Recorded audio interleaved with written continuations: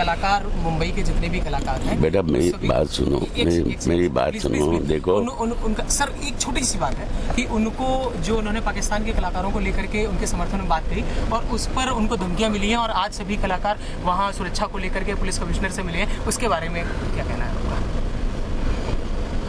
देखो बेटा, आपने मेरी गाड़ी रोकी, पुलिस मेरे साथ है। आपको मालूम है मैं कहाँ से आ रहा हूँ? मैं आ रहा हूँ उस नौजवान जिसके बारे में मेरे मुंह से अपशब्द निकल गया था, उसके गांव से आ रहा हूँ। और इस वक्त मैं जो स्थिति में हूँ, मेरे लिए संभव नहीं है किसी और विषय के बारे में बोलना। नहीं सर, तो अच्छा यही बता दीजिए कि जो नितिन के यहाँ पर आप आ जाए और जो राजौरी में जवान शहीद हुआ उसकी आज अंतिम संस्कार संभल में हो रहा है, तो उसके बारे में आपकी क्या फीलिंग्स हैं या क्या? मैं तो बेटा, अब जाहिर है हमारा कोई भी जवान जाता है जो हमारी सुरक्षा के लिए अपनी जान जोखिम में डाल के सरहद पर खड़ा रहता है, तो उसके लिए तो सहानुभूति और हमारा आशीर्वाद, या वो जहाँ मतलब देश के लिए बलिदान कर रहे हैं जो बच्चे, हमें शर्म आनी चाहिए यार दोनों देशों को कि मैं तो एक प्रायश्चित करने गया था, बस मैंने परिवार से मिलना चाहता। पाकिस्तान के द्वारा जो हरकत की जा रही है, इसमें पाक कलाकारों के लिए जो प्रतिक्रिया दो गुटों में बट गया है, इसमें कुछ लोगों को धमकियां मिल रही हैं, इस पर आप क्या कहना चाहते हैं? बेटा मैं तो देखो, मैंने टीवी नहीं देखा है 2 दिन से।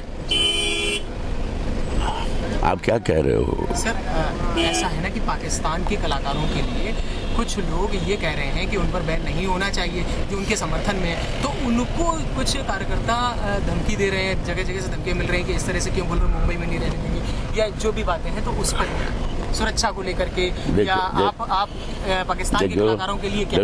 देखो एक तो ये कि मैं बोल चुका हूँ इस बारे में काफी, ठीक है। दूसरी चीज मेरा सिर्फ इतना कहना है कि जब तक मेरी सरकार नहीं कहेगी कुछ, मैं कोई इस पे रिएक्शन नहीं करूंगा। अगर कल को मेरी सरकार कहती है, क्योंकि मोदी जी ने 2 रास्ते खोल दिए हैं, पहले एक ही कोशिश कर रहे थे शांति का रास्ता, अब उन्होंने दूसरा रास्ता वार का भी खोल दिया है। तब उनकी कोई सोच होगी।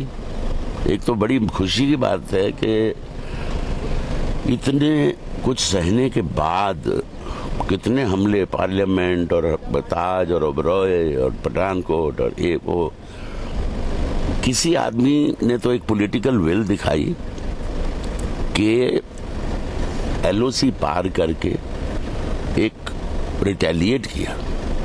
रिटेलिएट भी बड़े संक्षिप्त ढंग से कि वार सिर्फ जो कैंप्स थे टेररिस्ट के उन पे हुआ, किसी कश्मीरी जो सिविलियन है उस पे वो टारगेट नहीं है, और वो होने भी नहीं चाहिए।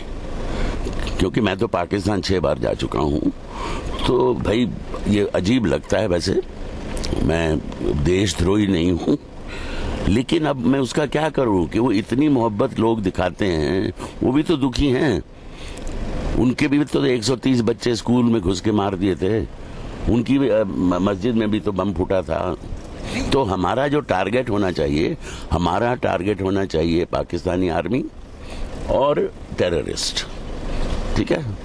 और कल को अगर सरकार मेरी कहती है कि भाई ऐसा है, तो सिर्फ आर्टिस्ट क्यों, हर पाकिस्तानी जो हिंदुस्तान में आया हुआ है, चाहे वो व्यापार के लिए आया है, चाहे वो अपने रिश्तेदारों से मिलने आया है, हम में बहुत क्रोध है अब, क्योंकि हम पे बार बार हमले हो रहे हैं। तो हम चाहते हैं 3 दिन के अंदर वो हमारा मुल्क छोड़ के अपने मुल्क वापस चले जाए, नहीं तो उनके वीजे खारिज कर दिया जाएंगे। वरना हम चिल्ला रहे हैं, 10 दिन हो गए मीडिया पे कि वो ये कह रहा है, वो फलाना ये कह रहा है। अरे हमारे कहने से क्या होगा? और फिर मैंने पढ़ा था टीवी पे कि पुलिस हमारी सरकार की है ना, पुलिस ने कहा है कि जिसके पास प्रॉपर कागज है, प्रॉपर वीजा है, उन्हें डरने की कोई बात नहीं है। तो अब या तो जो लोग प्रोटेस्ट कर रहे हैं वो सरकार पे दबाव डाले ना, जाएं सचिवालय। बीजेपी और शिवसेना की मिलीजुली सरकार है, और ये शोर सिर्फ महाराष्ट्र में ही हो रहा है। भाई बंगाल में भी होना चाहिए, गुजरात में भी होना चाहिए, साउथ में भी होना चाहिए, सब जगह होना चाहिए। तो मेरी ये बॉम्बे का चक्कर मेरे समझ में नहीं आ रहा दोस्त, यू नो।